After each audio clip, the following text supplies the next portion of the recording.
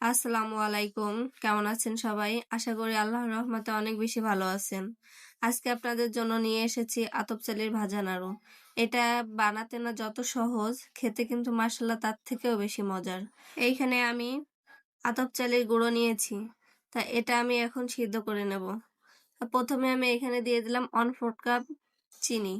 তা চিনিটা দিয়ে এখানে দিয়ে দিলাম 1 কাপ পরিমাণ পানি, পরিমাণ মতো লবণ। তা লবণটা দিয়ে আমি এখানে নেড়ে চেড়ে দেব। লবণ দিলে যে কোনো মিষ্টি খাবারের স্বাদটা বেশি বৃদ্ধি পায়। এইখানে আমার পানিটা ফুটে উঠেছে। আমি এখানে দিয়ে দিলাম 1 কাপ আর দিয়ে দিলাম 1/2 কাপ। তা মোট আমি 1.5 কাপ পরিমাণ এখানে আমি চালের গুঁড়ো ব্যবহার করেছি। আমি এখানে যে পরিমাণে চিনি এবং পানি ব্যবহার করেছি তাতে এখানে 1.5 কাপ চালের গুঁড়োতেই পারফেক্ট হয়েছে। এখন আমি এটাকে 5 মিনিটের জন্য ঢাকনা দিয়ে ঢেকে রেখে দেবো। তা 5 মিনিট হয়ে গেছে, আমি এটাকে উঠিয়ে নিলাম। দেখেন আমার চালের গুঁড়োটা কত সুন্দরভাবে এটা সিদ্ধ হয়ে গেছে। আমি এখন এটাকে উঠিয়ে নিচ্ছি। এটা ঠান্ডা হয়ে গেলে এটাকে আমি মধে নেব।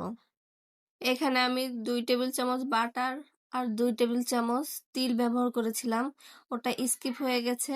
আপনারা চাইলে বাটার আর তিল ব্যবহার করতেও পারেন, নাও পারেন। এর ভিতরে বাটারটা দিলে সুন্দর একটা মিল্কের স্মেল পাওয়া যায়। তা আপনারা চাইলে দিতেও পারেন, নাও দিতে পারেন। দিলে স্বাদ অনেকটাই বৃদ্ধি পায়। কথা বলতে বলতে এটা আমার মধ্যে নেওয়া হয়ে গেছে। এখন এটাকে ডো করে সাইডে রেখে দিয়ে ছোট ছোট করে নাড়ুর শেপ দিয়ে নেব। এখানে আমি একটা নাড়ু শেপ দিয়ে নিচ্ছি।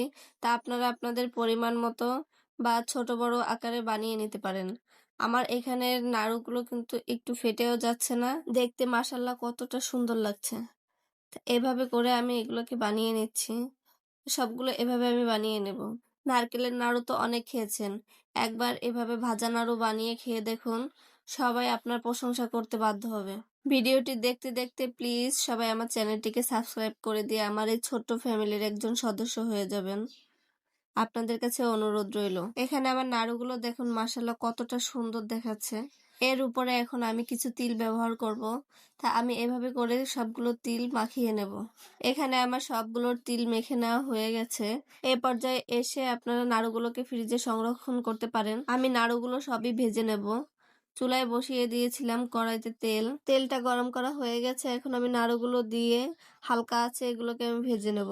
এখানে তেলটা বেশি গরম করা যাবে না। বেশি গরম হয়ে গেলে তেল উপর থেকে নাড়ুগুলোর কালার চলে আসবে, ভিতর থেকে কাঁচা থেকে যাবে। তাই চুলার আঁচটা মিডিয়াম টু হাই রেখে নাড়ুগুলো ভেজে নিতে হবে। তাই এভাবে করে আমি সবগুলো ভেজে নেব। আপনারা এই ভাজা নাড়ু 15 থেকে 1 মাসের মতো বাইরে রেখেই খেতে পারবেন। আর নর্মাল ফ্রিজে এটাকে আপনি 2 থেকে 3 মাসের মতো সংরক্ষণ করে খেতে পারবেন। এখানে তেলের ভিতরে নাড়ুগুলো দিয়েই নাড়া দেওয়া যাবে না, তাহলে ভেঙে যেতে পারে। এখানে 2 থেকে 3 মিনিট পরে একটা কাঠি বা অন্য কিছুর সাহায্যে এটাকে নেড়ে দিতে হবে। আমি এখানে এগুলোকে একটা কাঠির সাহায্যে নেড়ে নিচ্ছি।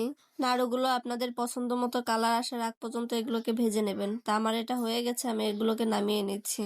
এই হচ্ছে আজকে আমার ভাজা নাড়ুর রেসিপি। একটা আপনাদের ভেঙে দেখাচ্ছি। এটা কিন্তু কোনো সাধারণ নাড়ু নয়, এটা হচ্ছে এক একটা অ্যাটেম বোমার মতো। উপরে ক্রিস্পি, ভিতরে জুসি। খেতে মাশাআল্লাহ অনেক মজার। আপনাদের সঙ্গে একটু ফান করলাম। নাড়ু খেতে মন চাইলে এখন আর নারকেলের জন্য বসে থাকতে হবে না। আপনারা এভাবে আতপ চালের গুঁড়ো দিয়ে নাড়ু বানিয়ে খেয়ে দেখতে পারেন। আশা করি আপনাদের কাছে খুবই ভালো লাগবে। একবার হলেও বাসায় বানিয়ে খেয়ে দেখবেন কেমন হলো। আজকের ভিডিও কেমন লেগেছে আপনাদের কাছে কমেন্টে জানিয়ে যাবেন। তো সবাই ভালো থাকেন, সুস্থ থাকেন। আল্লাহ হাফেজ।